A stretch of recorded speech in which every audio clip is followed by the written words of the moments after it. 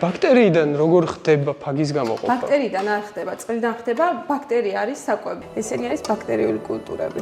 ბაქტერიებია და ცალკეულ კოლონიებს ვიღებთ ხოლმე ექსპერიმენტისთვის. სხვადასხვა ლოკაციებიდან მოგვაქვს მაქსიმალურად მრავალფეროვანი რო იყოს. ეს არის ერთ-ერთი ნიმუში, რომელიც სულ ახალხანს ჩავთესეთ და ჩავფილტრეთ წყლიდან და მერე ვტიტრავთ და ვნახულობთ კონკრეტულ შტამებზე, ბაქტერიებზე, რომლებზეც გვაქვს ლიზისური მოქმედება, ეგ იმას ნიშნავს, რომ გამოიყო იქედან ფაგი.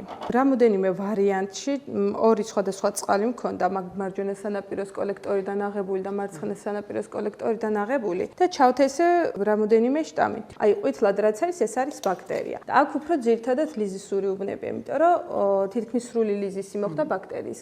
ლიზისი არის ჭამა, ხო?